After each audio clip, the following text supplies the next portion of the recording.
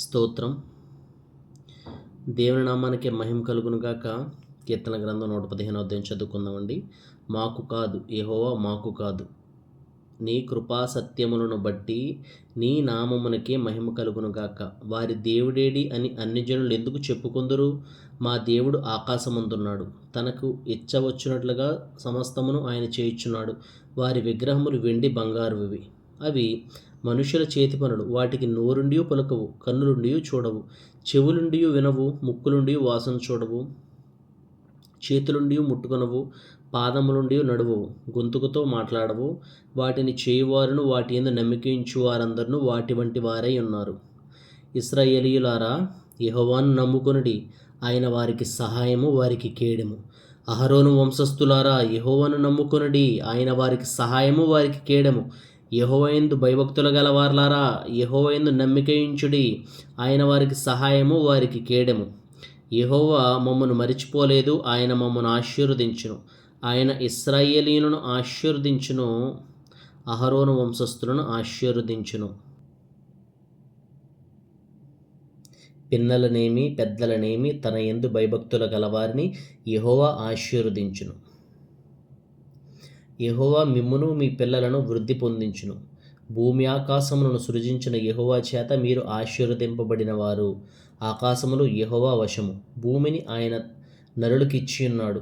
మృతులను మౌన స్థితిలోనికి దిగిపోవారును యెహోవాను స్తుతింపరు.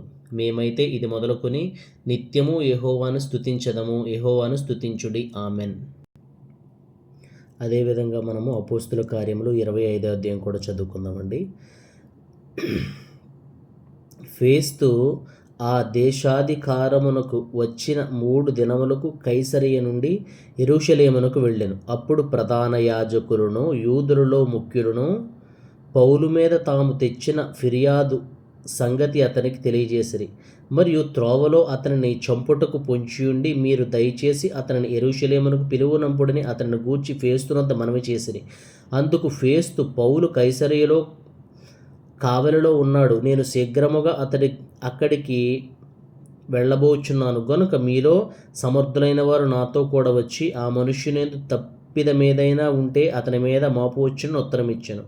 అతడు వారి యొద్ద 8-10 దినములు గడిపి కైసరియకు వెళ్ళి మరునాడు న్యాయపీఠం మీద కూర్చుండి పౌలును తీసుకుందామని ఆజ్ఞాపించెను. పౌలు వచ్చినప్పుడు యెరూషలేము నుండి వచ్చిన యూదులు అతని చుట్టూ నిలిచి, భారమైన నేరములనేకములు మోపిరి గాని వాటిని రుజువు చేయలేకపోయిరి.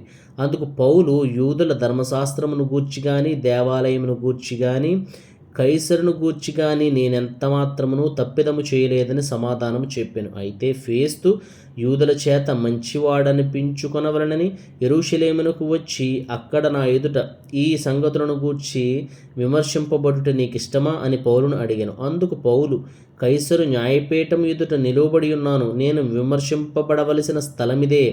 యూదులకు నేను అన్యాయమేమీ చేయలేదని తమనికి బాగుగా తెలియను. నేను న్యాయము తప్పి మరణమునకు తగినదేదైనను చేసిన ఎడల మరణమునకు వెనుక తీయను. వీరు నా మీద మోపుచున్న నేరములలో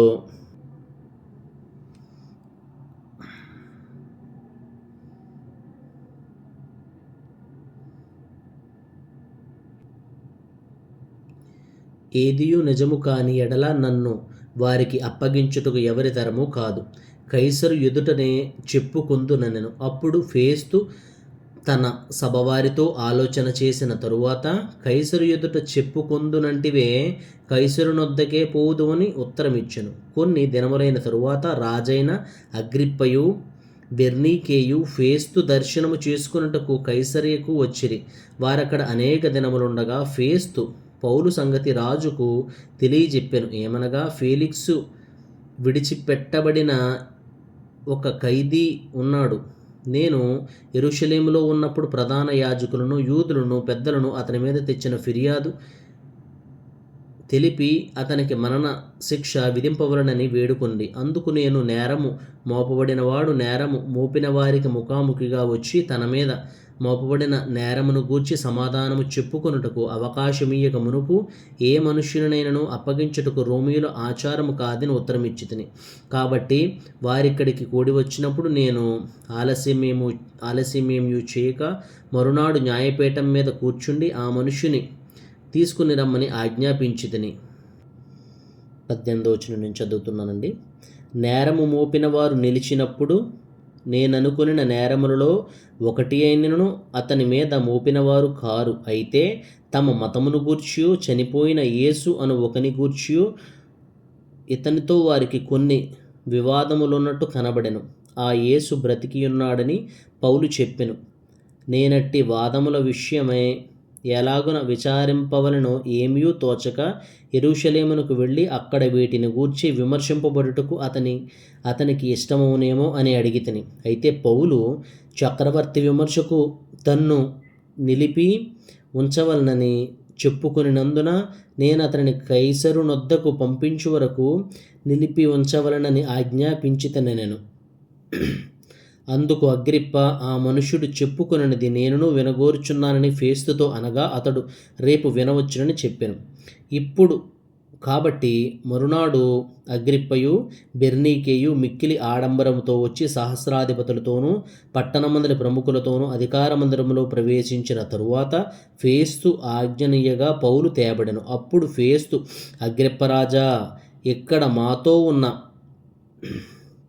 సమస్త జనులారా, మీరు ఈ మనుషుని చూచుచున్నారు. యెరూషలేములోను ఇక్కడను యూదులందరూ వీడు ఇక బ్రతుక తగడని కేకలు వేయుచు అతని మీద నాతో మనవి చేసుకొనిరి.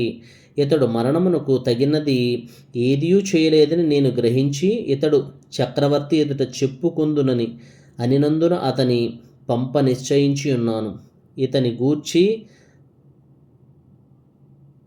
ఏలినవారి పేర వ్రాయుటకు నాకు నిశ్చయమైనది ఏదియూ కనబడలేదు గనుక విచారణ అయిన తరువాత వ్రాయుటకు ఏమైనను నాకు దొరకవచ్చునని మీ అందరి ఎదుటికిని అగ్రిప్ప రాజా, ముఖ్యముగా మీ ఎదుటికిని ఇతన్ని రప్పించి ఉన్నాను. ఖైదీ మీద మోపబడిన నేరములను వివరింపకుండా అతని పంపుట యుక్తము కాదని నాకు తోచుచున్నదని చెప్పెను. ఆమెన్. 1 సంవత్సరంలోపు బైబిల్ కంప్లీట్ చేయాలనేటువంటి మా సహోదరి యొక్క ఆశను మీ ప్రార్థనలో జ్ఞాపకం చేసుకుంటారని ఆశిస్తున్నాను. దేవుడు మిమ్మల్ని అమితముగా దీవించి ఆశీర్వదించును గాక. ఆమెన్.